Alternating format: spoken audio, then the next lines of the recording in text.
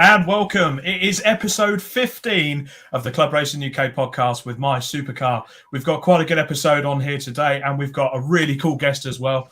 So we'll just go ahead and dive straight into it, chaps. So we have the usual suspects, Nick Holmes and Stefan Marsh. Hi, everyone. Good evening. How are we doing? Living the dream, as usual. And without further ado, we also have along today for the ride. I don't know why she decided to accept this invitation, because surely she has better things to do than to chat to this motley crew.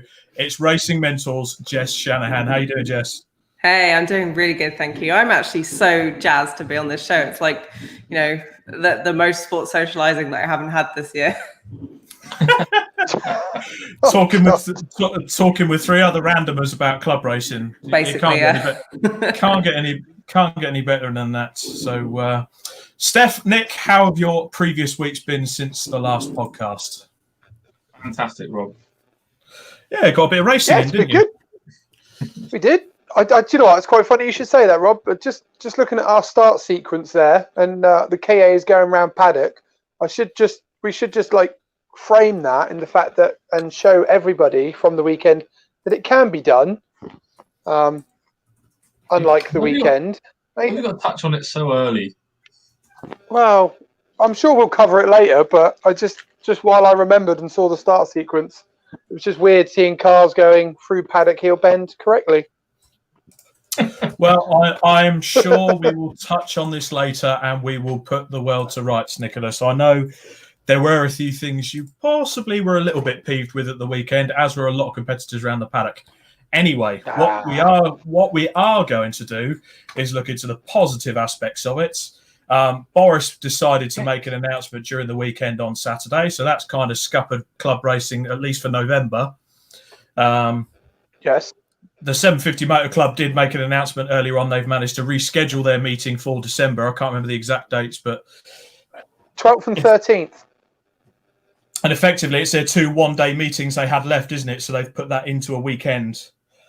Yeah, I think they've compacted it all together so everybody can finish their seasons, and you're gonna have to bring your winter warmers for that one. God, midway through December to finish a race season. Woohoo! I was gonna say that's gonna be horrid on the tyres. Can you imagine going out like -5, cold tyres, get them nice and warm, start to get some weaving in, and you just end up flying off onto the grass anyway because don't bother.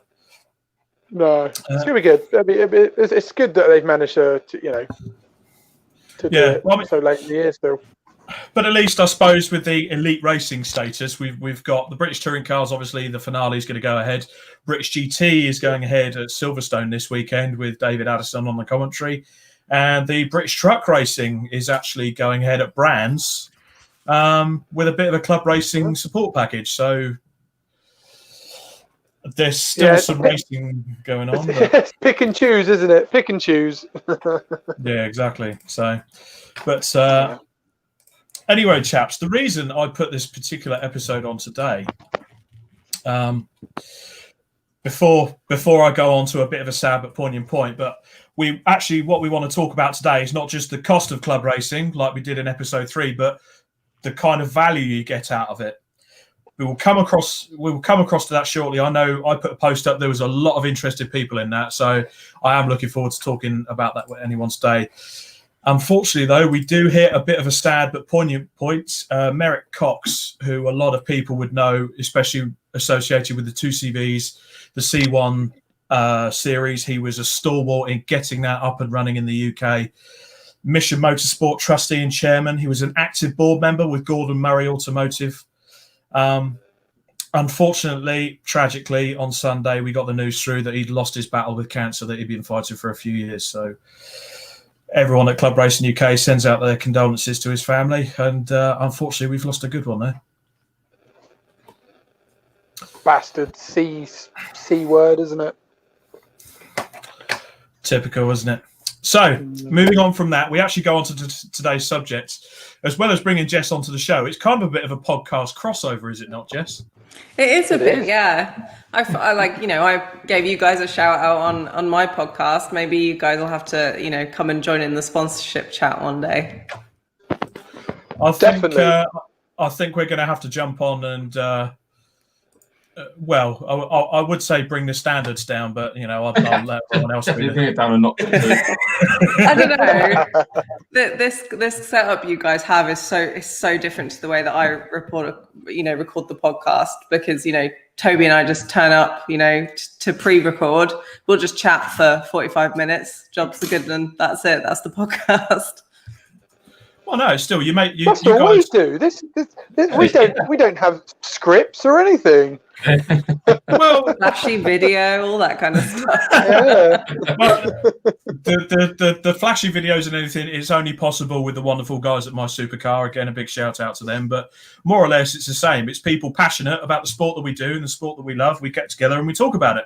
Exactly. Yeah. So, Jess, let's talk about yourself. Tell us about yourself, about Racing Mentor, about you, and sort of give people an idea of what you're about. Yeah, of course. So I've been in motorsport for probably about 7-8 years now. And for a long time, I was just kind of doing marketing for championships, for drivers, etc. alongside. So like I run a marketing agency. So I was doing a lot of that. But I ended up running my own Porsche racing team in the Porsche Championship. Yep. And during that time, we got tons of sponsorship, but because my background is marketing and sales, I kind of found it really easy. And I thought everyone found sponsorship that easy. I obviously came to my senses, realized that a lot of people struggle with it.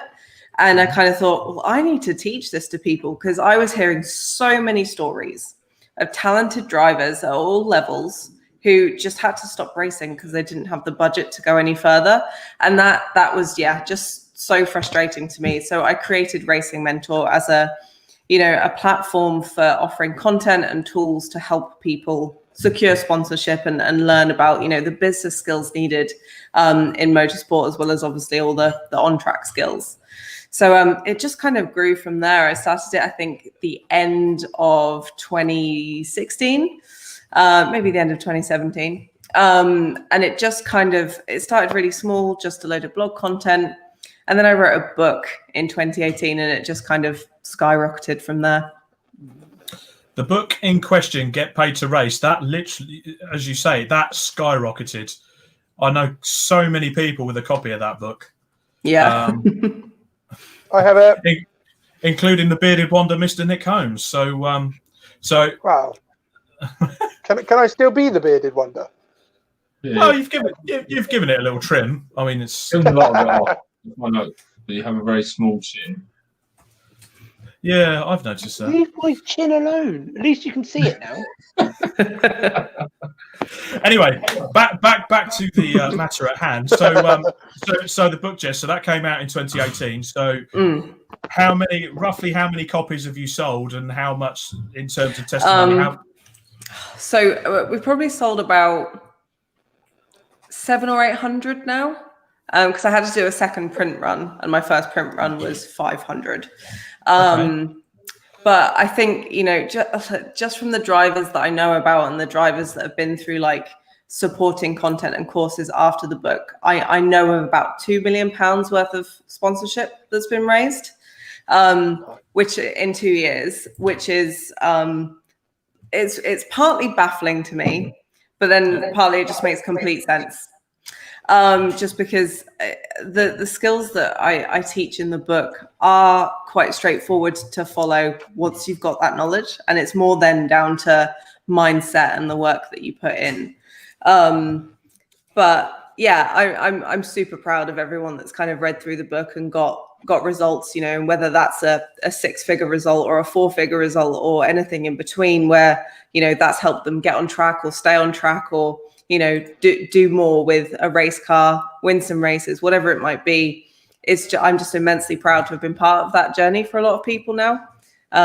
So yeah, Racing Mentor started off as this small side hustle to help people, and it's just grown into something huge. Fantastic. So awesome. I suppose with something like that, I mean, you've got the workshops as well. So you've got the 6 weeks to success, ultimate guide to racing PR, and sort of putting yourself out there to sponsors, and not just being the same old, hi, I've got a race car, I can put your sticker on it, give me some money and I can go racing. Yeah. I think that's Jess's favourite one, isn't it? I'll put a sticker on my car if you We pay love lots stickers. of money. We love stickers. but for, Everyone I loves think, stickers. oh, don't get me wrong, I love a sticker and I love seeing my logo on race cars. But actually, in terms of value, and like especially if you're a business who's going to be spending a lot of money, a sticker on a car isn't enough. But I think the way that most sports sponsorship used to be back in the day, actually a sticker on a car was valuable because we weren't all blind to advertising like we are now. So I understand why people think that is the right approach, just because no one's taught them that things have changed. And I guess that's kind of why I'm here. Okay, so I suppose what it's all about really is actually not you sort of going and doing the job for the driver. It's giving him the skills that can carry him on, not just in the short term to get himself, if he wants to race in an MR2 championship or something, to go and maybe grab himself a small bunch of sponsors there to help him, but to build a relationship over time that could eventually see someone, I don't know, maybe progress from MR2s to Ginettas or anything like that. And I would think a few of your success stories, one in particular, your co-host of the podcasts, is Toby Trice. So obviously a lot of that has sort of a lot of the backing he's got has come off of the work you've done with him. Yeah, and I see a lot of people who are kind of in Toby's position. When I first met Toby and he bought the book, I think it was at Autosport 2 years ago, he wasn't even racing. He was doing karting at Buckmore, and I think he tested one Ginetta, but he was one of the first people to go through the 6 weeks to success course, and he just gets it. He's one of those people that he's now kind of learned the basics, and although I work with him on an ongoing basis, he's very business minded, and he just needed kind of that nudge in the right direction to go, this is how you use that, those natural entrepreneurial skills that you have to lean towards sponsorship. And it's very much, especially from Toby's point of view, about that relationship building. And he's got massive goals of, like British GT, Le Mans, all of that kind of thing. And I've got no doubt that he'll get there, because he's got, the things that are, obviously you need the understanding of business and sponsorship, but the things that I think are more important than that is good relationship building skills, and just the drive, pardon the pun, but being so focused on your goals that you can put in the hard work to get to where you want to be. Yeah. And I can't remember it was a conversation a couple of weeks ago, but we're talking an old school driver raced in the 80s. And they were basically saying to me, sponsorship in effect hasn't changed, because in the 80s you had a lot of people that were actively involved in sponsorship in motorsport. You had a bit of cigarette money around, but you still had to build up relationships with these people. It wasn't just you would turn up at Phil Morris HQ and go, if you stick Marlboro on the car, can you get me into Formula 3 or stuff like that. It's still these drivers. It's about making yourself known and just getting yourself out there and putting yourself as, okay, it's not so much what you can do for me, what can I do for you as well. Exactly that. It's a relation. The relationship isn't just one way, and a lot of people think it is. I would think it's. And I think this is I think this is the reason that so many businesses try sponsorship and then say never again, because a driver will promise loads of stuff, and then just nothing will happen. They'll take the money, they'll go racing, they won't do what they promised. And I think, part of what I'm trying to do is educate businesses as well on what to look for in a driver, and, how to get the most for your money and activate that sponsorship as well as, on the driver side of things, on how to build those relationships and get that sponsorship money. Exactly. And a lot of people watching tonight would obviously think as well, what's club racing really got to do with sponsorship? But if you look across to where it's the BRSCC, BARC, MSV, 750 Motor Club, a vast majority of their series, it will be the Teguiwa Club Enduro. It will be any race series now has that sponsor on board. And you've got to build a relationship. So it's not sometimes just about the individual club racing driver as well. It's series that are doing the same thing. Mm-hmm. they're trying to be sustainable, and 99 times out of 100, absolutely, that relationship works both ways, because there's normally something that's there for the competitors that are in that particular championship.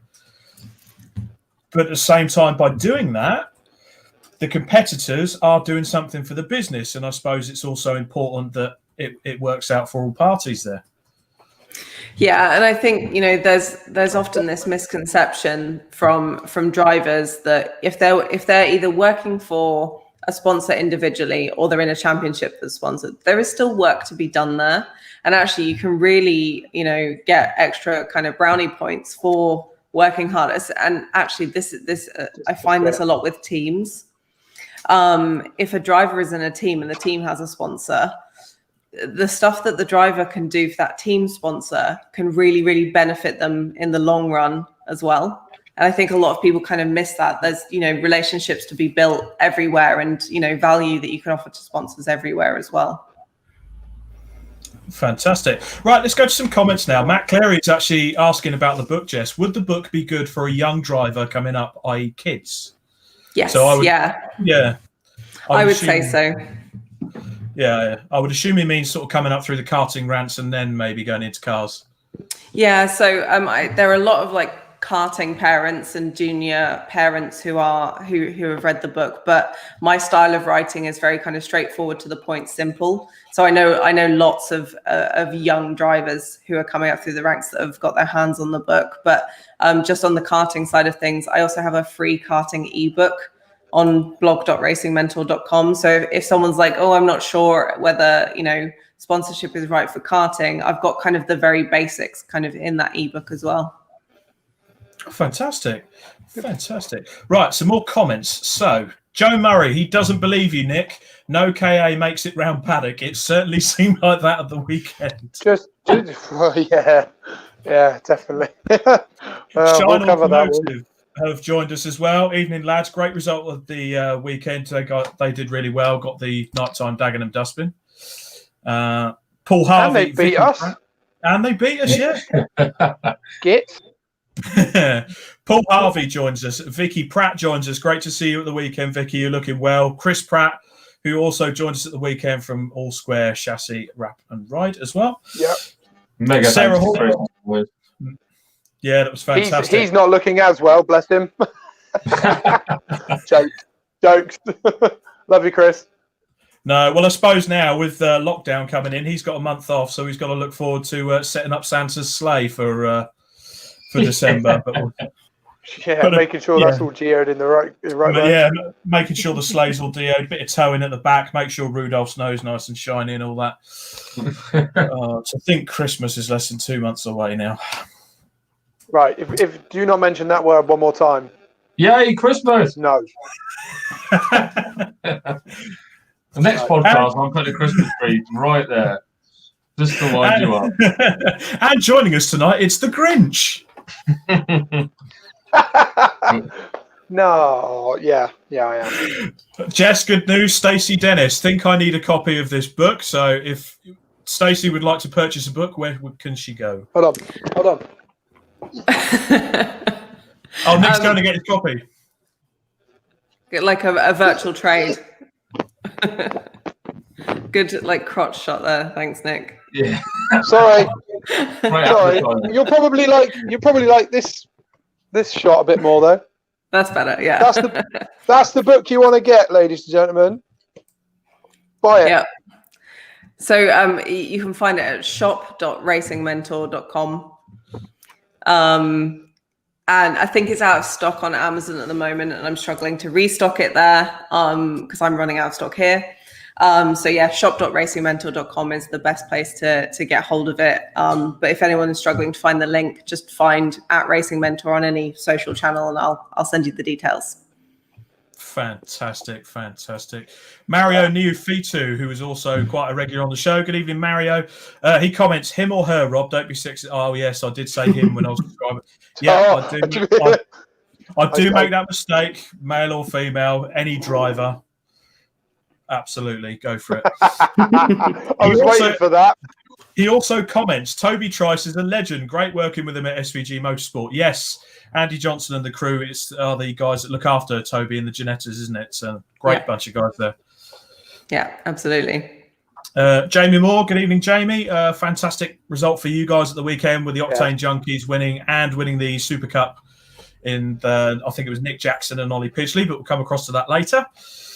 Frank Frostick, good evening, lads and lasses. Good evening, Frank. And Chris Pratt, Santa is too fat for me to corner weight the sleigh properly. Whoa. Surely you can offset it with his reindeer. Jesus, I've got no chance then. Right. What are you on about? I thought you were Santa. Anyway.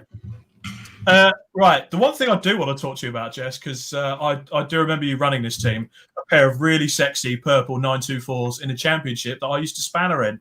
I loved that team. I loved it too. I still have such a soft spot for a 924. Running Turn 8 Racing, which was my team, was just one of the highlights of my career, and I'm still really sad that I only did it for a year. But the plus side is that I made that difficult decision to stop doing it, to stop running the team, to go start Racing Mentor. So I guess it's all kind of worked out. But yeah, just gorgeous cars. And I keep thinking about just buying a road going one for myself. But I wish I'd kind of jumped on that bandwagon about 3 years ago when they were only about £1,000 or £2,000. Yeah. Yeah, now the value's going up. Yep. Yeah. Yeah. Just like Rob's Focus ST. Not my God, for God's sake, Nick! I did not say it was my card. It's a stand. It's like with anything. A 924. It's the same with a Fiesta XR2. If you try and buy one now, they're about £1 million. A Sierra Cosworth, you need a lottery win. It's anyway. He knows what I mean. So, Jess, tell us about the podcast as well. So that's 20 episodes onwards now.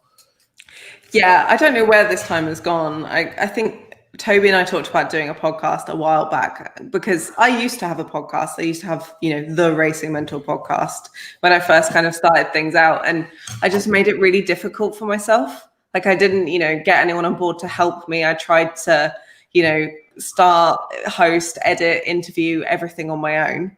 And it just got too much. So I did about 5 episodes, which they were good. But I kind of had to give it up. So when Toby said, right, let's make it easy, let's just make it a conversation, so I'm not having to interview people every week, it's just made it so much easier. So yeah, we started the Racing Mentor sponsorship podcast we recorded episode 23 today. So yeah, it's been a really fun experience, and the feedback we're getting from people is great, because I know that as much as I love writing books and articles, that's not everyone's preferred way of consuming information. Some people want to listen while they're doing other stuff. So the podcast kind of made sense. So yeah, we talk about everything from, the really basic sponsorship stuff through to, the details like having a newsletter or closing the deal, the things that you need to do before a meeting, all that kind of stuff. So we kind of really I guess drill down into sponsorship and branding and marketing as a racing driver. Oh, fantastic. And when you started Racing Mentor, I do remember standing with a very tall bearded Wanda and his immaculate Vauxhall Vectra Challenge car with your logo. Immaculate. Immaculate. You're a funny guy. It was immaculate at the time. I bloody loved your car. Well, I still do. Yeah. But it was an absolute, to put it bluntly, it was an absolute pissing wet Silverstone in March or April. Kicked in the back of my van to help Mr. Nick in his first race with the Classic Touring Car Racing Club 303s. And that's where we spoke for the first time. So it was. Yeah. Well, that seems like a lifetime ago. I know. That feels like an age ago, doesn't it? Yeah. Like, that was a ridiculous weekend. Like, yeah. Car wasn't ready really, but I was determined to be there for that weekend. And yeah, that was fun. That was car. I'll never forget it, because like I thought I'd rock up. I was nervous as hell anyway for my first ever race weekend, and then I say Jess and Nell was coming along with you as well, wasn't it? And then we had loads of other people coming as well. And then we literally unloaded the car, went to start it up, didn't start up. Now it started up every single time for weeks on end before the race. Got it to Silverstone, didn't start. I was like, what is going on? And yeah, it's just a challenging weekend throughout, really. But yeah, I think I rocked up, kind of like middle of the morning, and I was like, "Hey, everyone, how's it going?" I was so excited to be here, and everyone's like, "The car won't start." I was like, "Oh, okay." What's going? It was. Nick actually did have a little bit of hair then, and he was busy pulling it out. Yeah, that's why it's now gone. Yeah, that's why it's now gone. There was like Jay and myself with our multimeters just testing stuff to try and get it started. It just turned out to be a faulty earth. Got it in, got it scrutineered. Nick got in the car and stuck it sideways at Cops. It was great. Which made, but that was the funniest bit about it was I'm the electrician and it was dodgy wiring. No, Nick, the funniest bit about that season was when we turned up to Castle Combe and what we had to do in the lunch break, but that might have to be a story for another podcast. I think that's a story for a different podcast, Rob. Fantastic. Moving swiftly, well, I would say moving swiftly on, but at the moment you're currently working with Club Racing UK ambassadors as well, as well as genuinely, we spoke at Autosport Live when the world was normal in January. And the way you've got racing mentor, it feels like it. But the way you've got racing mentor set up now is that you're still working and helping people with the workshops and everything that are set up. Bringing the business in for yourself while helping people, and it's all set up really stable for you, which is just great. Yeah, and I got to that kind of stage. Like when I set it up, I thought, wow, this could be like, my passive income side hustle and all that kind of stuff. And then I got more into it and was doing the coaching and stuff. And while I can be hands off in terms of, the book and the templates and all of the products that I sell, I am in the community kind of every day, answering questions and speaking to people. And I must get 10 plus messages every day across, different social platforms of someone asking a question or just wanting to tell me about something that they did. And, I run other businesses as well, but this is the one that, gets me up in the morning and makes me go, right, let's go out and, talk to some fascinating people, but also really talented people as well. That's good. Fantastic. Which actually kind of draws me along as to why I sort of chose today about talking about the value. Now, a couple of weeks ago, Jess, you put a post up on your sponsorship group. You have a good an open group on there that kind of invites everyone to come in and talk about what sort of sponsorships they're doing and how they're getting on with the meetings and stuff. But you put an intriguing question out there, which just put a light bulb in my head. There is just sort of thinking there is an episode in that. We covered about the cost of racing. We covered that in episode 3, but we never really talked about the value to different people. Yeah. Because you kind of understand now that people kind of get a different value to racing. Mm-hmm. In terms, I mean, to you guys, I'll ask you now. I mean, Stefan, what do you look for in a race series in terms of value? Not necessarily in terms of the pound notes, but just in what you get out of it. Seat time was one. A good grid of cars to race against. And then most of all, it's about being with your friends, isn't it? It's about the whole weekend, just being away, being with your mates, being able to go racing, have some fun, and just enjoying that whole weekend, that moment, Yeah. That's where the value, I think, is. Obviously, the racing's a big part of it. I think everyone would be the same as they want good racing, big grids, and all the rest of it. But the value's in enjoying that weekend with friends, family, etc., and trying not to empty your wallet as much as possible. Yeah. Nick Holmes, I asked the same question to you, sir. What do you look for? Yeah, so I'm pretty much the same. As I want a nice, a grid that I can be competitive on. Obviously, I've been in grids before where I haven't been competitive, so straight away that's shunned me away from it. But then, yeah, Steph's pretty much hit the nail on the head for me as well. It's obviously cost-effective racing for someone like myself that is on such a budget. But yeah, for me, it's the people you spend it with. I still think that I can have just as much fun on the track or off the track. You know, when you've just done your qualifying session on a Saturday, and like this weekend, for instance, you know, we were with 48 KAs. Yeah. You know, all roughly with 2 to 3 drivers each. You know, as an average. I know some teams had like 5 or so. So you had tons of people there that said the atmosphere on that Saturday night was just electric. You know, there was people fixing their cars, but there was people having a laugh, having a giggle, getting out the racing drivers' excuse book as to why they qualified 21st.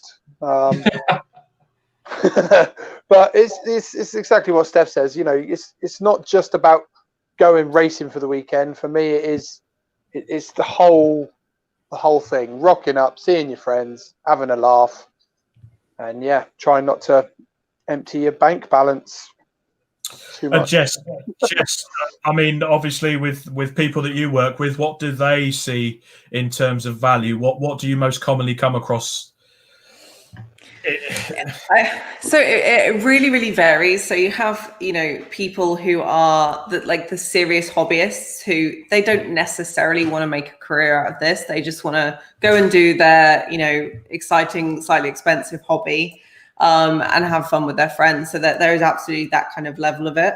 And I definitely think that like seat time, just being able to have your friends and family around you, I absolutely get that. And I think that's where I would go if I were to race. But I think for the drivers that I work with most often, they are looking for that plus how they can offer value to their sponsors, because typically they're thinking like, okay, club racing is where I'm going to spend like maybe 75% or 50% of my career. And then they might go on to something else, or they might just stay at like that high level of club racing. So obviously, that's very expensive. I would say all racing is expensive, even if you can find kind of like ones that are good value for money. But a lot of the time, they need help from sponsors, or they want to work with sponsors because, you know, they get excited by doing all that kind of marketing and stuff, and, you know, being the career racing drivers. So they're looking for, you know, anything that can add value. So great hospitality. Working with the right team, I would say, is just as important as choosing the right championship, because if you get a good team who can help you sort out track days and, you know, give tours and talk people through the car and all that kind of stuff, is super valuable. But yeah, hospitality, the ability to do track days, sometimes TV coverage. I don't think TV coverage is necessarily as valuable as people think it is. Sometimes I think that a good online stream is more valuable. And I'm not saying that because my supercar. But I think people are looking for that. Let's go out and have fun. Let's go race something exciting that looks good. There's a bit of kind of an aspirational element to, say, racing something like a Ginetta or, you know, a Porsche or something like that. But it's about, you know, what can create value for sponsors. That being said, I don't necessarily think that you need to be in a really, really high level series to provide high level sponsorship benefit, but maybe that's a whole other podcast, perhaps. I don't know, really. I think it's I mean, Nick would say as much as anyone, you could probably find some of the best drivers in terms of door-to-door combat than you would in the TOCA package. Oh, yeah, I mean, totally agree. I love the Porsche Carrera Cup, and you know some of the blue chip sponsors on there are probably paying upwards of 6 figures. Let's be honest. But you would probably find more closer door-to-door racing in, say, something like the BMW Compact Cup or something similar than you would in something big that maybe, dare I say, that maybe requires a little bit more skill at the time. So, but I think certainly in terms of what you said about TV is not going to be as relevant now because everything's moved online. And we have covered this in another episode before. Live streaming for club motorsport is top notch. 100%. Because back in the day, drivers would be like, "Hey, look, I'm on Motors TV," and it would be brilliant. But now, yeah, you know, I'm on one you device. can quite happily go, look, I'm on YouTube. You know, watch this video or whatever. Yeah, I'm on here. I'm on my PC. I mean, how many posts do you guys see that they're watching one stream on one screen, they've got something else up on the telly, and they're watching something else on the phone? Mm. It's exactly. And it's that, motorsport, club motorsport is getting that accessible now. And through people like to big up Club Racing UK, but we're, trying to force it out there a lot. The BRSCC, BARC, MSV, they will try and push it out there a bit more, certainly on an online aspect. So again, you can say to your sponsors, this is something we can provide to you. Or if your granny wants to watch your race and doesn't want to sit in, 5-degree temperatures shivering her nuts off, she can watch it on the live stream instead. I think it's good for all worlds, I suppose. Yeah. And I feel like because those online streams are infinitely more shareable than a screenshot or like a dodgy rip of Motorsport TV and Motors TV and all of that kind of thing. Like I feel like you can say to the sponsors that you can activate this so easily by sharing this and by talking about this is the car that I'm sponsoring, there is my logo. And it just makes it so much easier. So I think a live stream is so valuable, and the amount of sponsors I see sharing those rather than talking about, hey, I was on ITV4 for 20 seconds. It's the online coverage that they get excited about. Yeah, exactly. Exactly. Look, there I am. There. Yeah, here I go, straight up the straight, and that's it, gone. Yeah. I think you. That said, I mean, I don't know if you saw. I can't quote the numbers now. I'm sure Ian can jump in and quote the numbers, but he put the post up earlier of his the figures from the EnduroKA from the weekend. Oh yeah, was that something like 30? Look at that! Yes, I can. Yes, I can. Go on, Ian. Go on, Ian. Quote the numbers. Quote the numbers, actually. Yeah, 35,000. And Jess, I couldn't agree more with you. Actually, live streaming is far better than TV. yeah, totally. There's a surprise. Oh, there he is. Anyway, I should have put a Santa hat on, shouldn't I? Anyway, I'm off. Ciao. Look at that. He's just in and out like that. Well, he's always watching. He's always watching. I was going to say, with all the viewers he's got for the golf as well, he's more or less a local celebrity now. So he's got functions to go to. So he just sort of has to drop in and out every now and again. That's it. That's why he can't ever stay around for an episode, because he's going to be doing some kind of live speech for someone. Exactly. Switching on some Christmas lights. Yeah, exactly. That's what we're doing. Well, he would be doing it in front of a. He would be doing it in front of a crowd. It would just be him. They'll have to live stream it because obviously no one's allowed because of COVID. So my supercar will be bringing to you soon, probably switching on Pangborn's Christmas lights, and there's just Ian stood next to a Santa and the town mayor just flick. Yeah. Anyway, but I asked this question. There you go. If anyone's listening and they want their Christmas lights turning on, give us a shout. We can put you in touch with Ian from My Supercar. He's back. Chaps. Might be coming sooner than you think. Watch out, Blackmore. Oh, brilliant. Love it. Love it. But I asked the question about value on the Club Racing UK paddock group, and I got quite a good feedback from everyone. So I really appreciate that. Thank you, guys. I'll come to some more comments, but I'll read some of the comments from this post. So Sam Pearce prefers a friendly paddock. Tony Hunter, who races Tricolor Trophy, he likes racing with friends, a friendly, relaxed paddock. Everybody prepared to muck in to get a fellow competitor out on circuit. Yes. Jess 100%. mentioned about serial hobbyists. He said it's a pastime, hobby, and a weekend away. Paul Harvey commented, time with mates, you make new friends, the amount of track time, better driving standards, and no contact also provides better value for me. Would love to have a series televised. Mike Bland as well, competitive grids with a friendly paddock, and those 5 there are all with completely different series, so you can obviously get a lot of that wherever you go. So Neil Ashcroft, who actually joins us, he has commented, good evening, Neil. Value to me is multifaceted, a competitive field that I believe I can compete with for an outright win with the budget that I have. Friendly, supportive, trustworthy drivers I'm as happy to lose to as beat. And it makes him feel like a racing driver. This includes live streaming and a well-backed organisation or club and no politics within the club. Great answer. That's Yeah, it, isn't it? Bang on. Yeah. I can agree with that. Callum McDougall of HRX. Yeah. No, I was going to say no politics in motorsport. Yeah. Never. Politics in motorsport? Never. Never. See, I thought that when I first started doing motorsport, and about 3 race weekends in, I knew what it was all about. I don't know about you guys.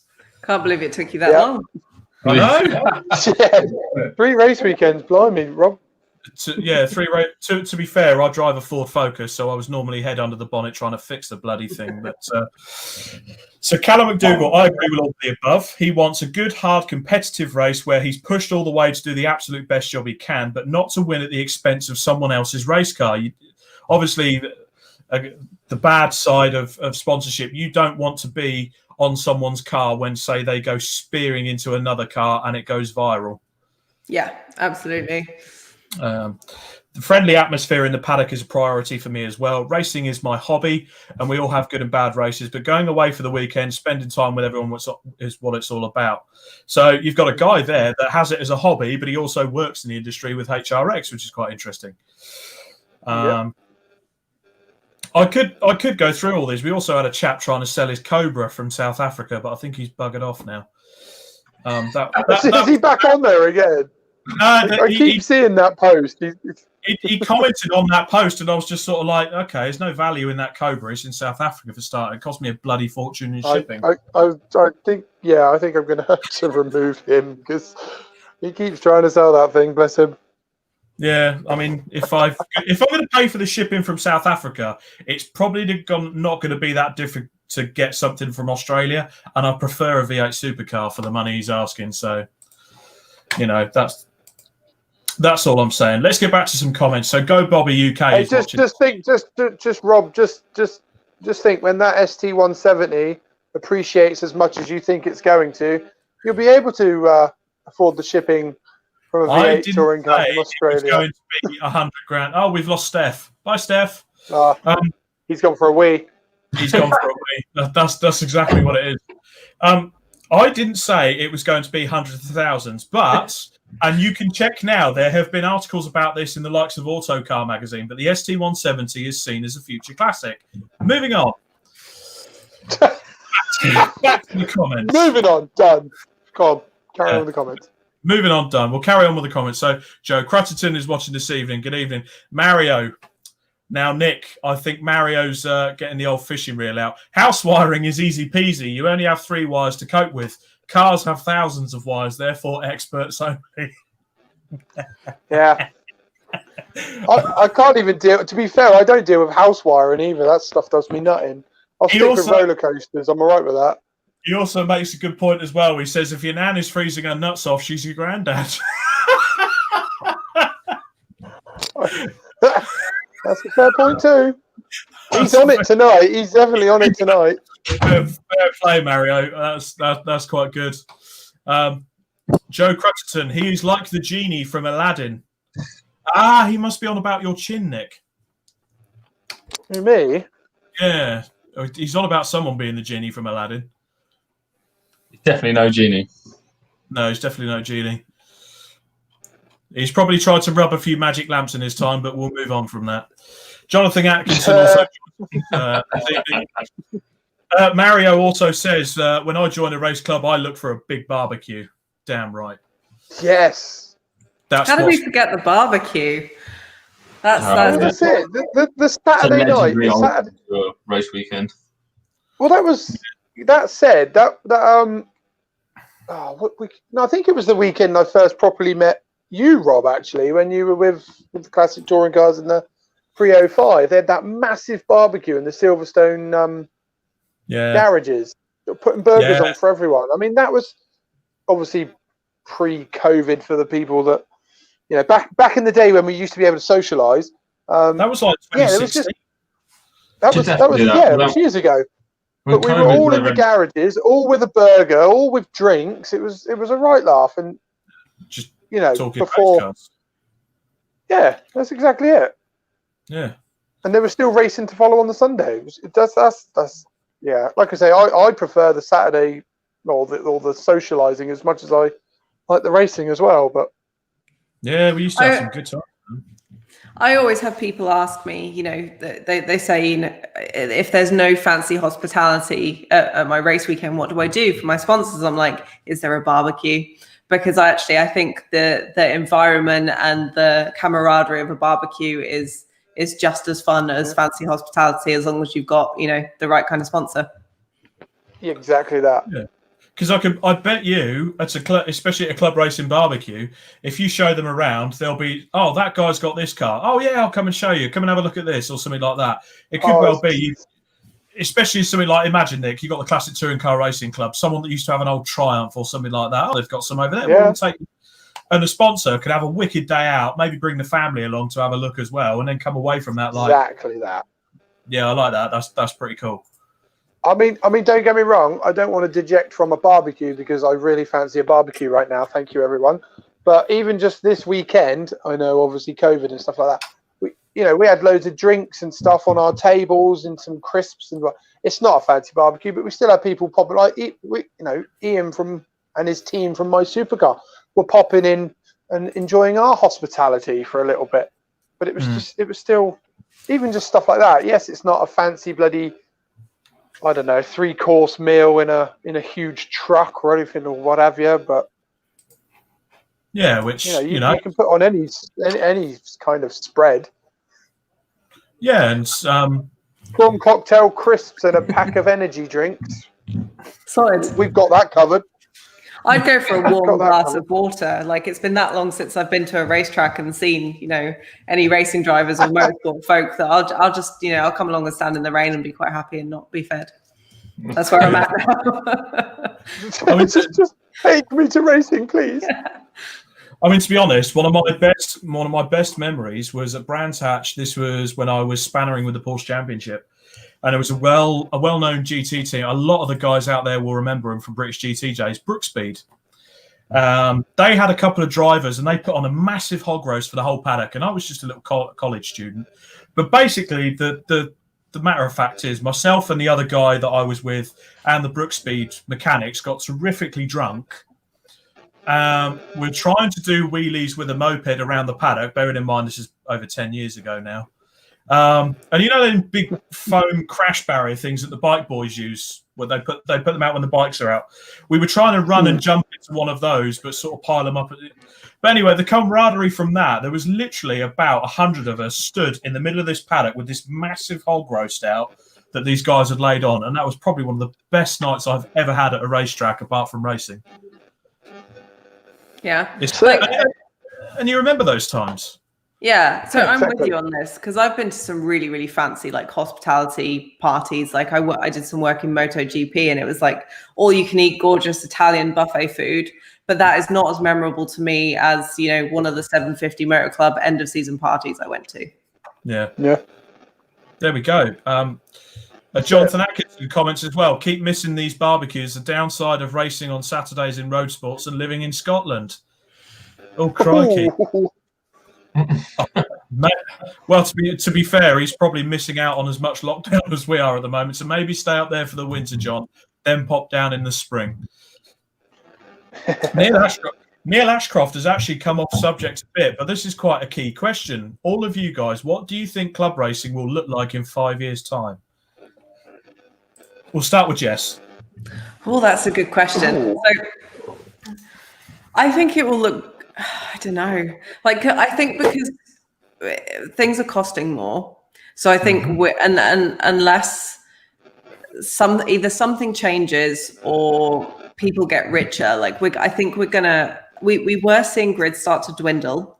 And I feel like they've bounced back a bit. But I wonder if this whole kind of COVID situation has kind of, done a number on some people where they're going to think this is not right for me. This is too expensive. Maybe the grids might dwindle more. But, I wonder if, 5, maybe 10 years time, we're going to be seeing more electric club racing, which I think is kind of exciting. Okay. Stefan? Oh, yeah. Oh, sorry, Nick. No? He's about to say something and he's given up. I think his line has freezed. Yeah. Okay, Stefan, so where do you think club racing will be in 5 years' time? No, I kind of agree with Jess with the money side of things and everything getting more expensive and everything like that.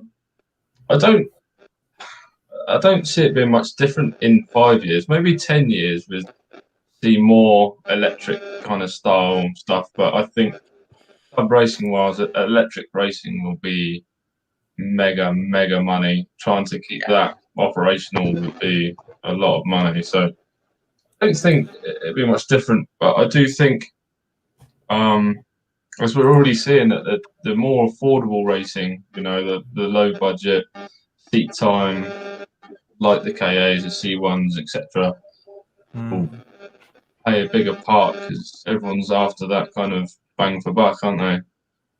But again, you still got all the rest of them that are still going strong. It's just hoping it's not diluted too much, and then hopefully it will continue going as it is. I think, but that's anyway. Okay, Nick Holmes. Can you hear? Oh no, Nick's struggling tonight. So carry on, Jess. I was going to say, I think what would be, we don't want to lose the fact that, we've got really, really affordable kind of endurance racing at kind of one end that gets you tons of seat time for your money. And then obviously you've then got the more elite levels, the top end of club racing and beyond.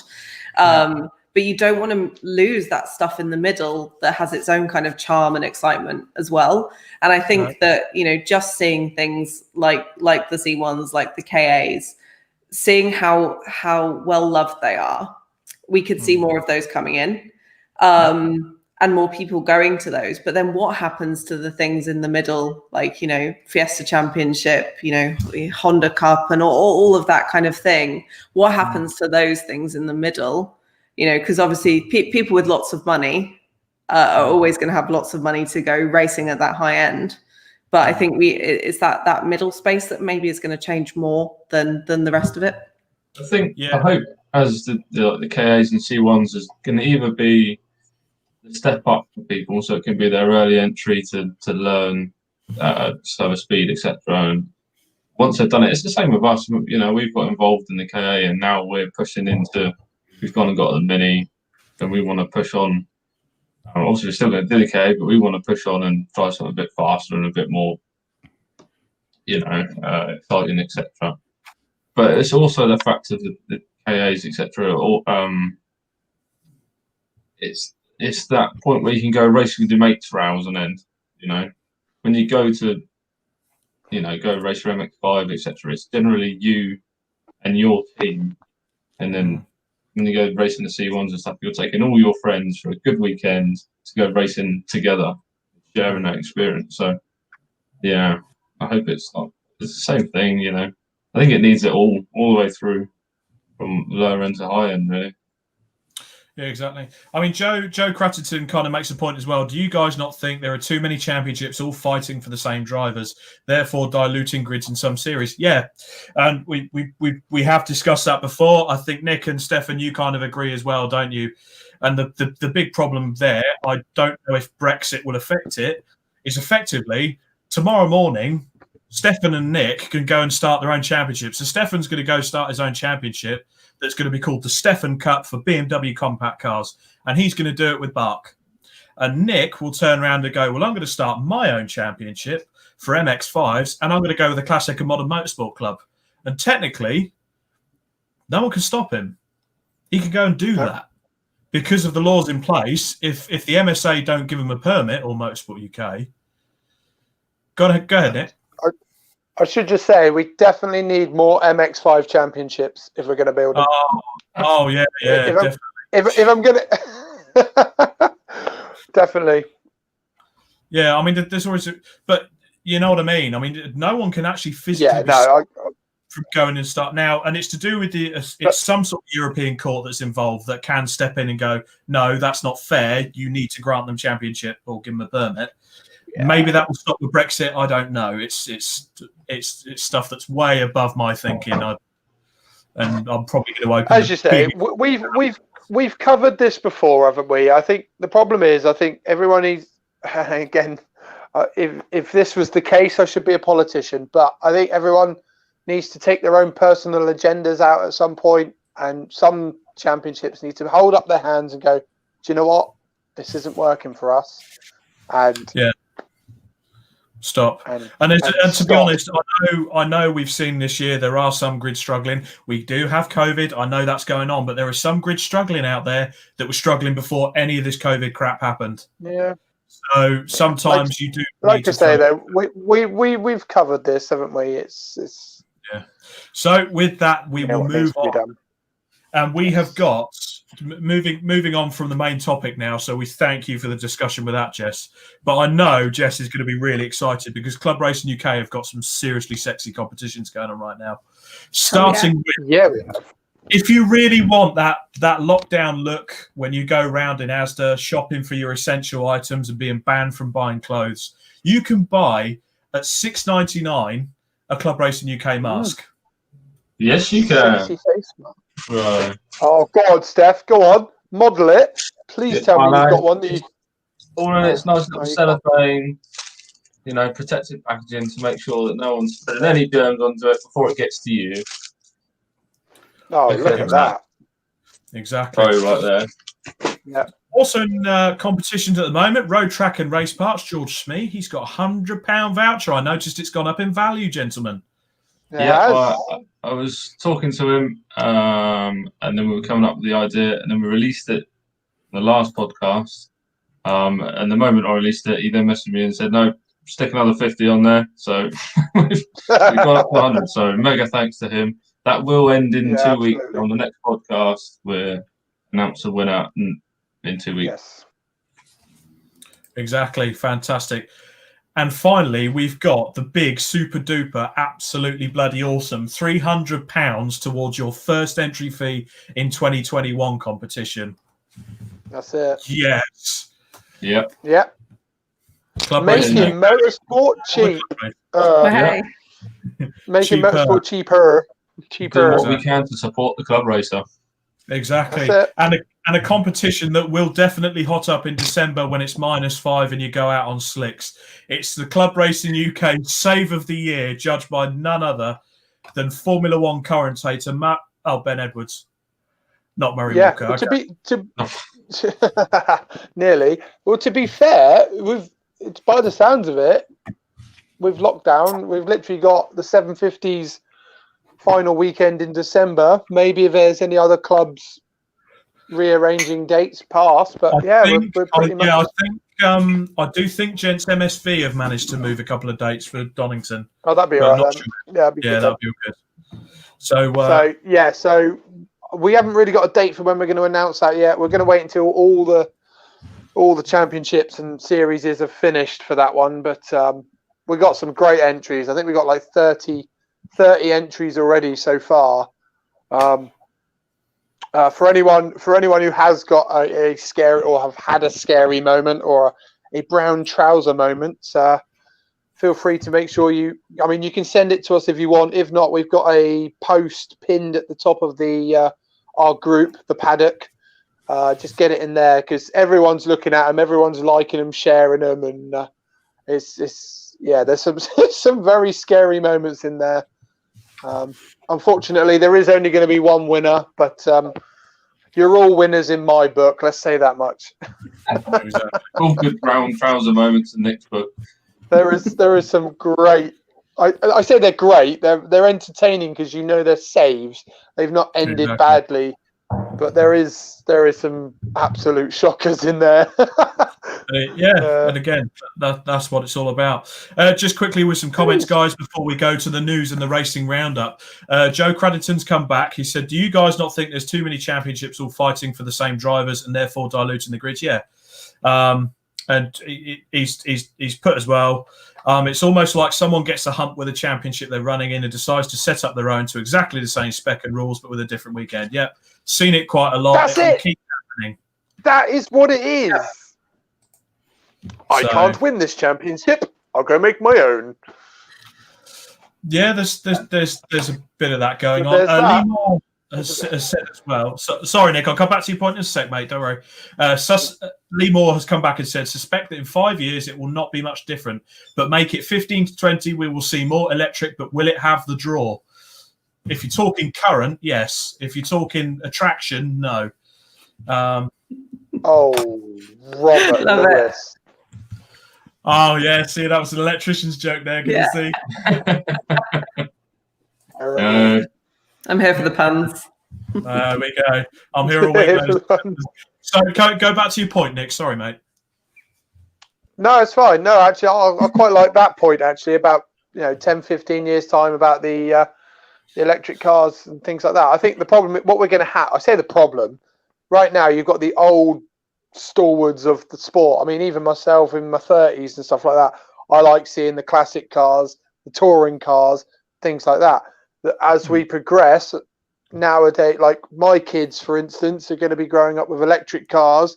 So they're going to, when they're my age, they're the cars that they are going to have grown up with. So yeah, I mean, hopefully they like racing, but those will be the cars that they can associate themselves with. So. The only thing I will say, Roland Dane made this point, and I thought that's bloody awesome. But he made the point that we used to use horses to get around, and they used to pull canal boats. They used to be our mode of transport. They used to pull chariots and stuff like that.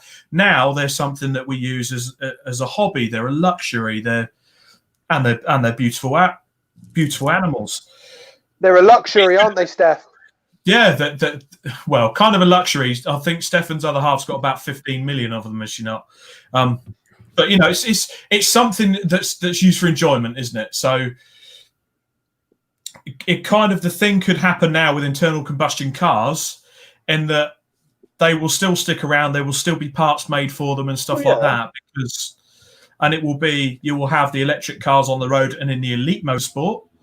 And then you'll still have the internal combustion stuff for club racing, and it will still, obviously the environmentalists will at some point have a say, but the eco warriors will ruin that eventually. I'll be honest, I don't think they'll go after club racing as much. It'll be the elite stuff. I think it's your hobbyists and your passionate, the passion and all of that will keep. Exactly. Classic cars or any kind of car, hopefully. Yeah. Going. There we go. So we've got a bit of a brief racing roundup and a brief news roundup as well. We had a lot of stuff to go through, but now we're going into a lockdown. I've got a couple of scripts on the go. We're kind of going to round up a lot of the championship season. So if you don't get mentioned this week, don't worry about it. We haven't forgot about you.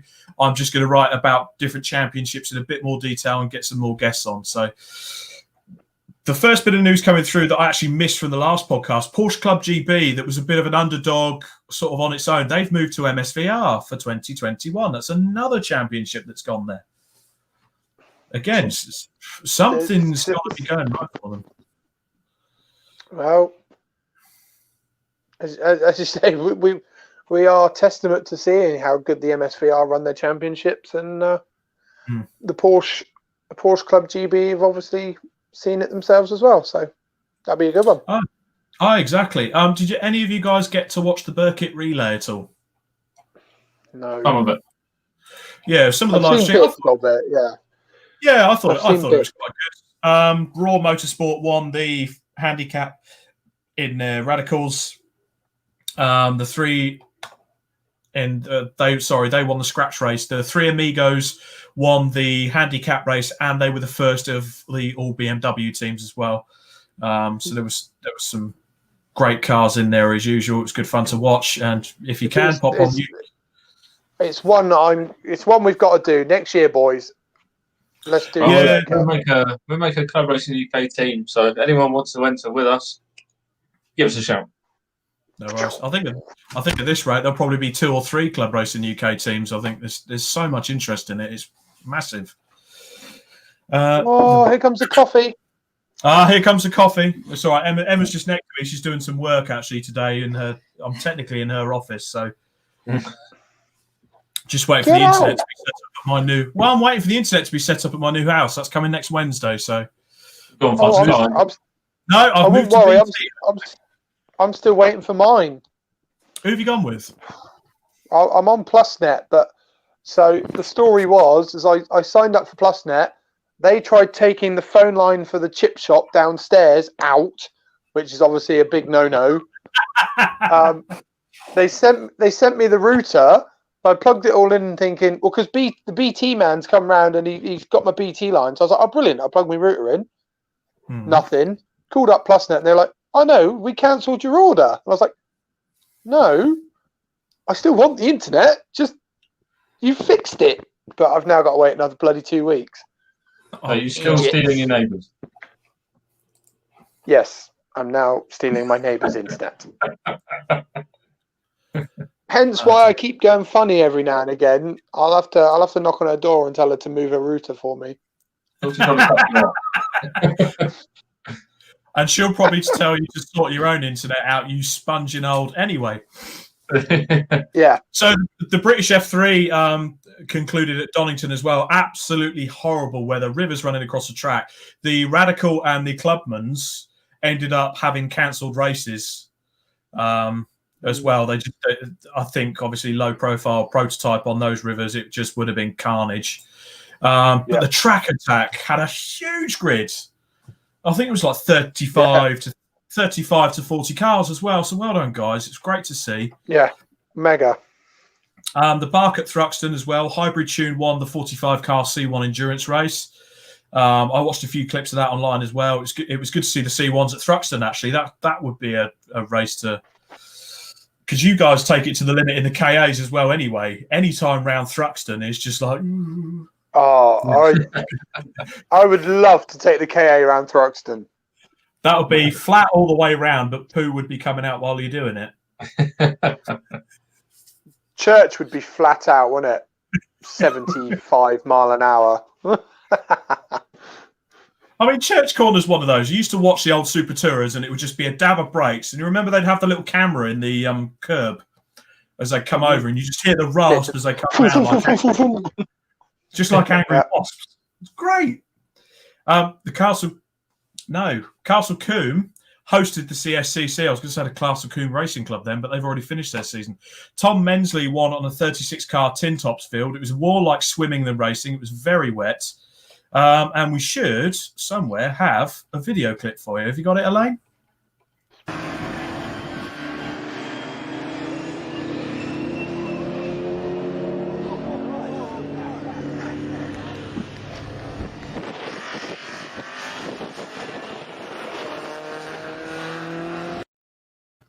Check that out for a 3-speed spin. That was sick. That's mega. That's mega. That's actually one of our saves of the year entrants, actually, isn't it? That one. That came. I think it was it Pescara put that up on the paddock page, and I thought I've got to put that in the podcast next week. Yeah, definitely. That was a brilliant little bit of driving. That. Exactly. So yeah, the CSCC, they rounded their season off at Mallory the weekend just gone. I haven't covered any of the results from that. I haven't had a chance to properly look through them, but we will be looking further into the CSCC sort of towards the new year. I'm going to speak to a couple of people and see if we can get them on the show as well for a CSCC special.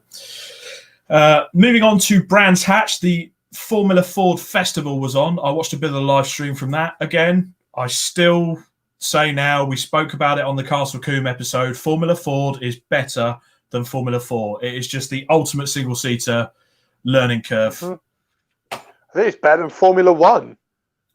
You're not wrong there. I'm with you there as well. Thank you. Well, that's the thing, right? I don't know if a lot of people... So Rory Smith won. Absolutely fantastic final to watch. Very, very close racing. There is actually a special plaque. I know a lot of the people will sort of be a bit geeky like me and know some of the previous winners of the Formula Ford Festival. But I sort of had a look through because it's going to be 50 years next year. And you look through some of the drivers that have won that and what they've gone on to do. So I'll start with Nick Tandy. He's won Le Mans. We know him. We know him. We know him. The ultimate shared a podium with him. Yeah, he shared a podium with him because I think his ultimate success after winning Le Mans and Petit Le Mans for Porsche, he won the KA 500 last year with JTR. Duncan Tappy, Formula Renault champion, and is now a paid Blancpain Endurance Pro driver. Mhm. Joey Foster as well, multiple champion in Formula Ford. Anthony Davidson, who went on to race in Formula One and was a Toyota Works driver. Jenson Button. Mark Webber, who's not bad for a number 2 driver. Russell Ingall came over from Australia. 2005 V8 Supercar champion, 2-time Bathurst winner. He won it. Jan Magnussen, Eddie Irvine, Roland Ratzenberger, the forgotten man of Imola, but again, he won it. Johnny Herbert, Julian Bailey, Tommy Byrne, IndyKar champion Joseph Newgarden, and T-Bone man himself, Rory Butcher. T-Bone man. No, have you guys seen the clip of that? I think there was a few fans that were a bit bloody harsh on him after that. He couldn't do anything. Wow, he got penalty points for that, didn't he? Well, he got penalised for it. He got 2 points and a reprimand, which I think was okay. You were maybe rubbing a bit close, but yeah, but he was a passenger for the accident, wasn't he? So it's not really. Yeah, you get on the grass. It's not as if you could sort of pull the handbrake Fast and Furious style and just wave goodbye, pull along. Control Alt Delete and miss the crash. Yeah, and the problem. Hey-ho. Unfortunately, you do get a lot of armchair bandits, don't you? Who've never been on track in their lives, but they're experts. Says us lot all sat here like this. Yeah, pretty much. So with that, the second round, we move on. Okay, we're going to be a bit biased here because we were at Brands Hatch, and as well as the KAs, we watched some fantastic racing throughout the weekend. And I want to talk to you guys about Sam Pearce because he spent a bit of time in our garage. I spoke to him. There he is, a couple of shiny trophies for him. So he turns up in that Honda Civic. He didn't win on the road, but Alex Tate, who he was driving with, was down as a guest. His car hadn't been dynoed by the series organisers, so they entered as guest class. So Sam won the track day championship race, and I think they finished. They took a class win in track day trophy. Not overall, they had a good battle with Rowan Lundy in the Toyota Celica. And it was just some fantastic racing. So well done, Sam. That was fantastic. And that was his race weekend. Yeah. In that car. That's what I was impressed about because I didn't actually realise that. He's always been, he's like our J equivalent, isn't he? Old Justin. He's always there. He's running cars, he's building cars, and he does it very well. But speaking to Paul and the team, saying how they've been trying to push him for years. Just come on, get racing, go. And eventually they just took it out of his hands, paid for him to get his ARDS test, got him there. And then for it to see him let's be honest, he absolutely bloody stormed it. Yeah, he did. I was mightily impressed with his drive. Yeah, and I got to know Sam at the beginning of the year purely because lockdown hit. I bought a sim rig. And he advertised, I'm going to do a Project Cars 2 thing, which we've mentioned on previous podcasts. And that's how I've kind of got to know Sam and the GNM folks around him. They're wonderful people. And it was really good to see a guy. Bunch. Really good bunch. He was nervous. It was his first race. He turned up and absolutely stormed it. And the smile on his face that I could kind of see from behind the mask. Yeah. Kind of says it all. So well done, Sam Pearce. That was a great result for you guys. Again, capacity grids. With the track day trophy and the track day championship, we will come down to Super Cup shortly. But I want to just start. Elaine has done a lovely little video for EnduroKA as a preview for the documentary that My Supercar have released. So if you've got it, Elaine, pop it on.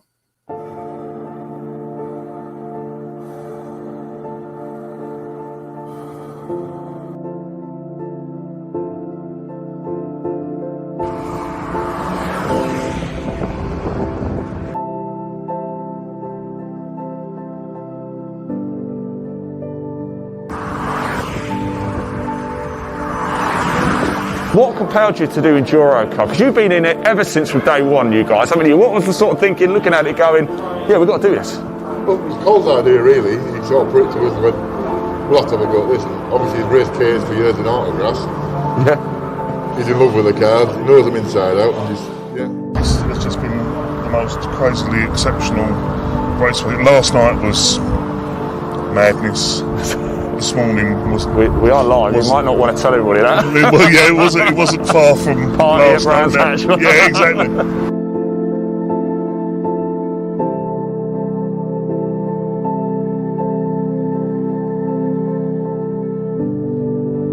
I think it might be time for a little trot down to the garages, shall we? It's not quite gone to plan for this one.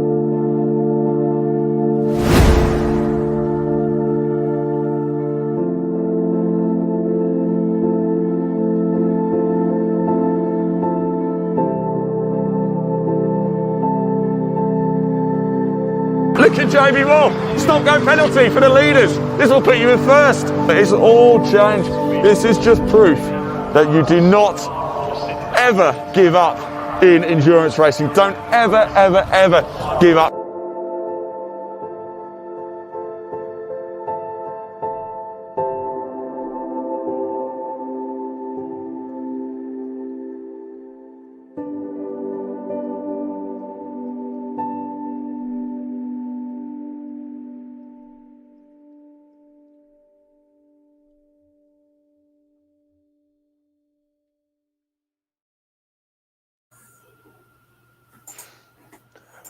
Bloody mad weekend that was. That was awesome. And again, great video there by the My Supercar guys, in particular Elaine, who's put that together. So if you do get a chance, go to My Supercar's Facebook page, and it's on the Club Racing UK page somewhere as well. And just take 15 minutes of your time and watch that documentary, because I think, Nick, we make an appearance in there at some point. You get interviewed. I do. I got it's just, yeah. As always. As always. But there is one thing to point out there, chaps. How good did Ian look in that Club Racing UK mask? $6.99. $6.99. Yeah, remember that, $6.99. And I mean, Club Racing does have its heroes, and with that, I want to tell you about the Piston Heads team. Oh Now, God, yes. Give me a sec. Okay, Nick's going to be back, but I want to tell you about Piston Heads. Loveliest guys ever, Ollie Lewis and the guys. Went out to qualify. Unfortunately, ended up in the paddock gravel. That was a car before. So got beached in the gravel. Unfortunately, another car on the red flag lost the back end and went into the Piston Heads car. So that's after the accident. Didn't look like they were going to sort of get out at all. I know the other car involved didn't get to the race at all. Got a porta pack together. Graves Motorsport gave them a couple of doors. Lawrence Davey Racing got a porta pack out, and they pushed it all out. And these guys went and stuck it on the podium. Fantastic. Absolutely fantastic. And that is what club racing's all about. Everyone coming in and helping out. Absolutely fantastic. Definitely. Exactly. Nick's still missing. If anyone's watching, have a look at the nice picture in Nick's room there. That was his first race, you know. No, it was a crazy weekend. It was. I mean, how did you find it, Stefan? Yeah, I mean, from our perspective of our team, qualifying didn't go too well for us. Just trying to get a very busy circuit with 48 KAs flying around. Obviously, conditions were tricky, so there's a lot of stoppages, and we just didn't manage to get a lap together to really get us up the grid where we should have been.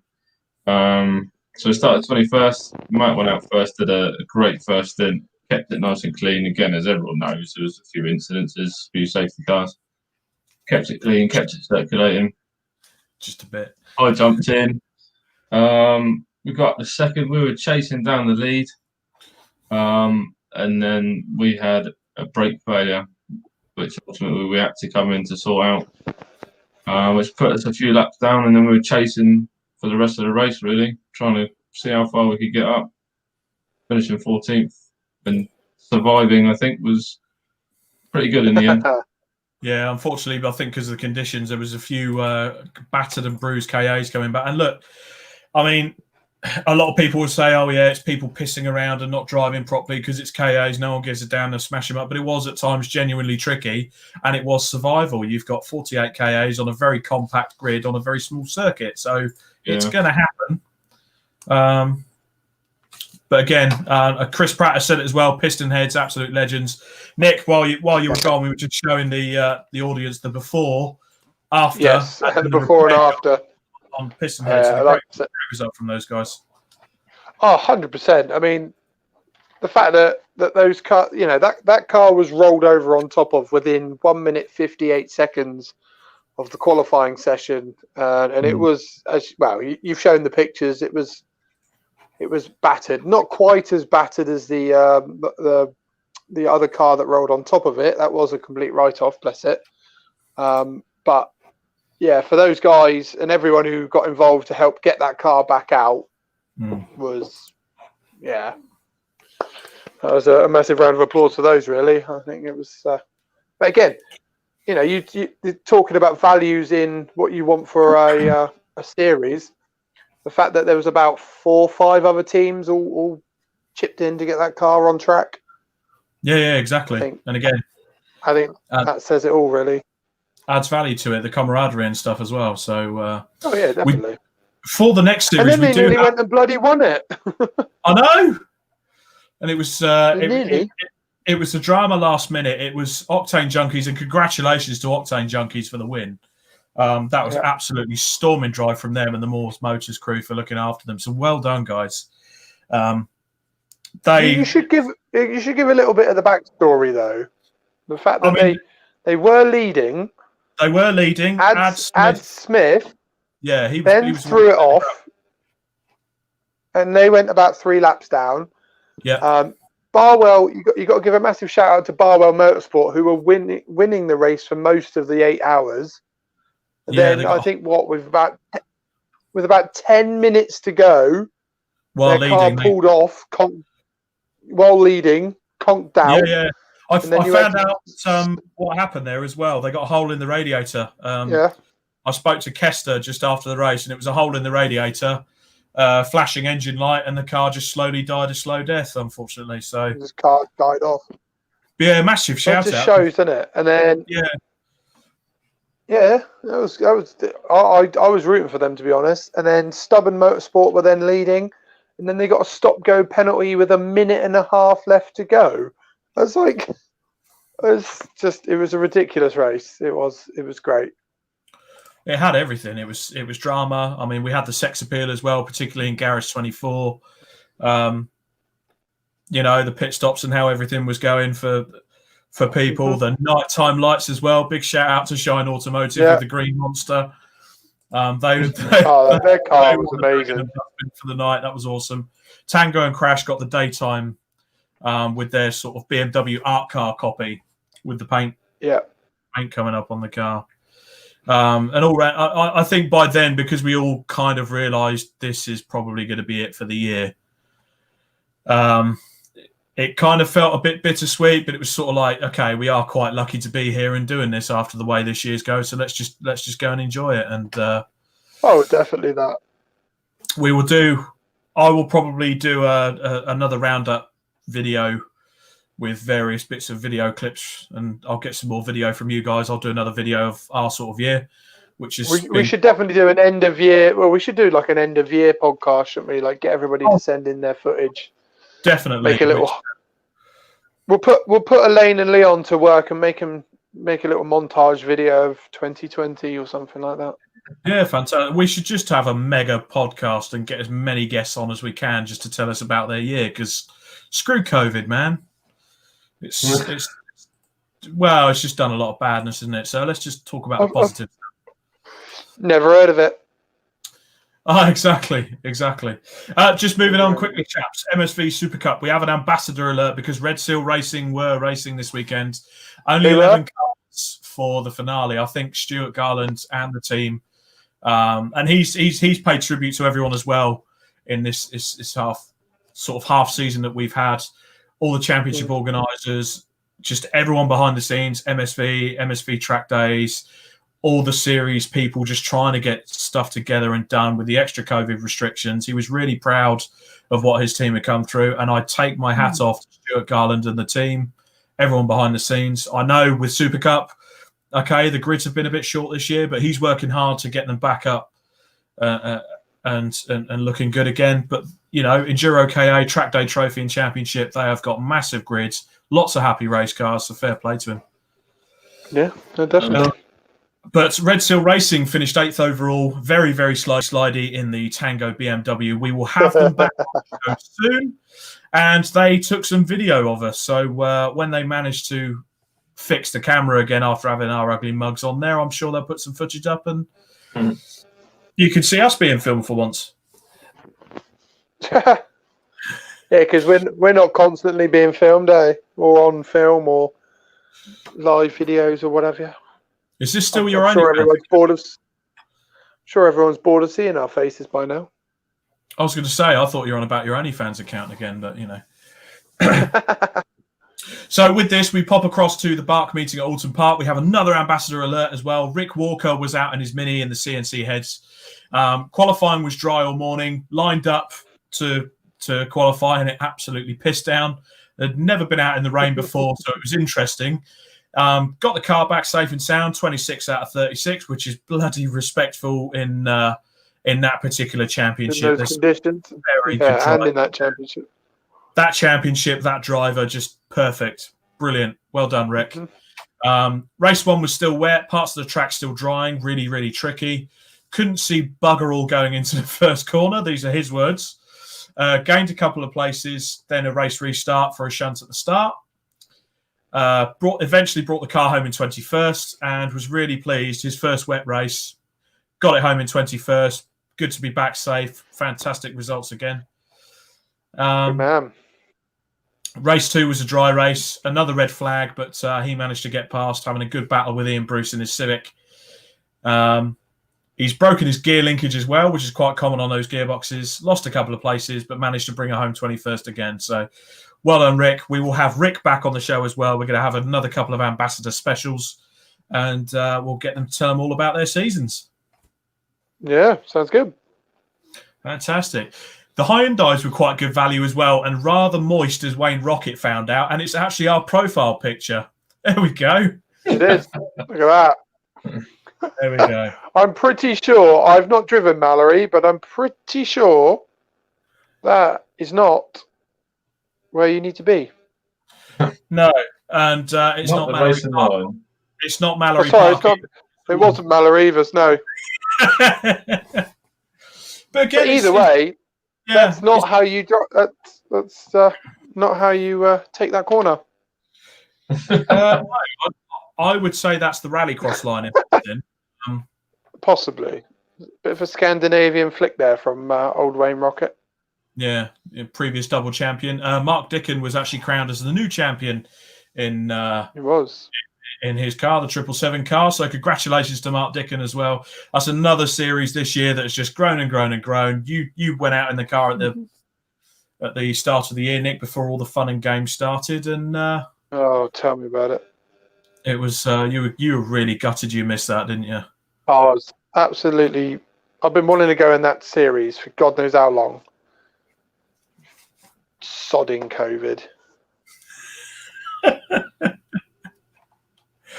And I am fully aware we had a Bark meeting at Thruxton, a CSCC meeting at Mallory, and the BRSCC at Croft. We will cover those meetings in the next few episodes as we enter lockdown 2.0. Boris strikes back. We'll have some more reviews because I love it. Because we've managed to get some really good racing in so far this year, which has been brilliant. And there'll be lots more to talk about, I'm sure. I've certainly got the scripts ready to go, so we won't be disappearing just yet, chaps. Good. There we go. So I think with that, ladies and gentlemen, that's about it. Any other business? That's about it for this week. Bang through some comments then quickly, Rob. I think that pretty much.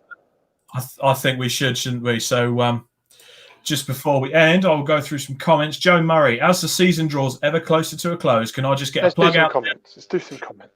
For anyone interested in getting more involved to look into marshalling, I started a few years back and you will not regret it. It's something that's on our to-do list, definitely, to do a couple of days.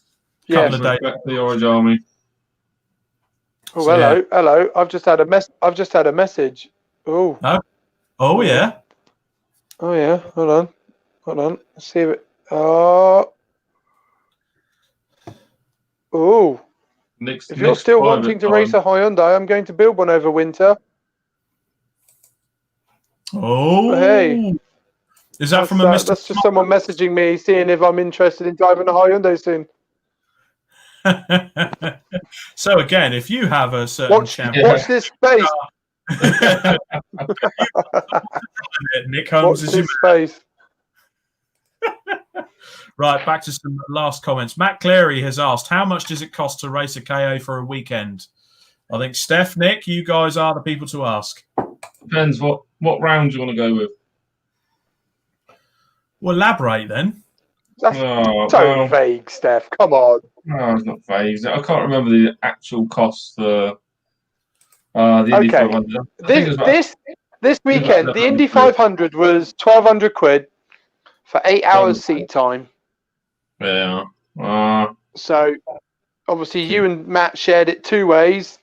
I'm slowly sloping away. Around 1,500 quid, probably, roughly. Yeah, but by the time you bought tyres and fuel. If it wasn't raining, we probably would have burnt through more tyres than we did this time. Yeah. But then, how many tyres? What do we buy? 6 new tyres and only used 2? 3. 3. Whereas last year you bought about 2 tyres and burnt through about 20. Yeah. We used 8. We used 8 tyres last year. Yeah.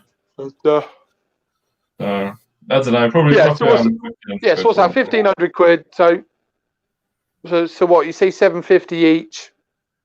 Yeah, I'd say that. For 8 hours. For 8 hours racing. Yeah. So split that. So 4 hours per driver, plus qualifying. So 4.5 hours per driver, effectively, if you're running 2-car team. Yeah. Yeah. Yeah. And obviously there was some 5-car teams there, so even cheaper. So. I mean, to be honest, the one award that was forgotten to give out at the end of the KA weekend was the Club Racing UK Driver of the Weekend. And we did actually award it to the JCB driver in Paddock Hill Bend. He did a fantastic job, really well driven. He was precise, worked the winch well, got the cars recovered well. And I don't know, he did take some risks though. He was pretty close to the racetrack with KAs coming around in the wet, still trying to keep up with the safety car. Still going sideways. Yeah, that was. He was a brave man. He was brave. The problem is, and I put this as blunt as possible, if the KA is going to go into the back of that JCB, do you really think the JCB driver is going to feel it? No. But I bet you the KA. Oh, definitely. So there we go. Matt Cleary has also said he's going to buy some merchandise. Thank you very much, Matt. It all goes towards back to the club racers. So go straight back into the club. Exactly. T-shirts will be available soon. Yeah, but Joe Cretton has actually asked what was Stubborn's penalty for in the end. I don't actually know. Do you guys know? I don't know. No, I don't know why they got the penalty. I can only assume being a stop-go was potentially track limits. There was a lot of track limit penalties going, but. Yeah, to be a bit sceptic, we could say track limits. I think it's because they weren't wearing a Club Racing UK mask, so we'll go with that. $6.99 if you're interested. So yeah, we'll stick with that. Always a plug. Always a plug. Jonathan Atkinson, massive respect to all in the EnduroKA paddock and to the Pistonheads team on their podium. Again, absolutely shared that as well. Robert Jarman, Tom Mensley won again at Mallory. I will try and cover that in the next couple of weeks. Do not worry about that. He's also said, so someone's asked about how the Burkitt handicap is calculated. So you'll like this answer. The same way they decide on a new pope. Some officials lock themselves in a room and we all wait for the smoke to come out of the chimney.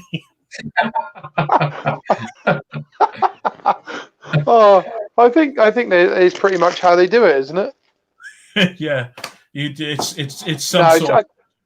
So someone tried to explain it to me a little while ago, and it's I'm not the best person to explain anything technical to, as we all know.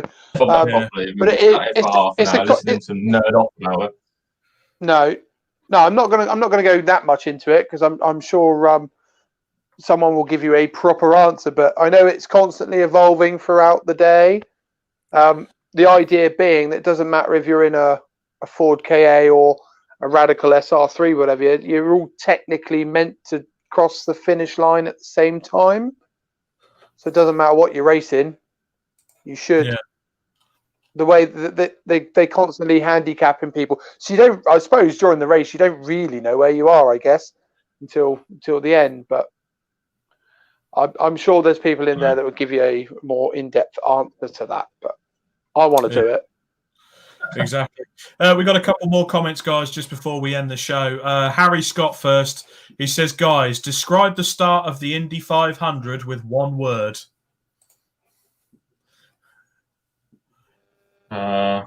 Interesting. Nick? But it didn't really start straight away, did it? I mean, green flag. And next question, please. Interesting. That's a good one. Exciting. It started the same way qualifying did. Well, with 8,000 red flags.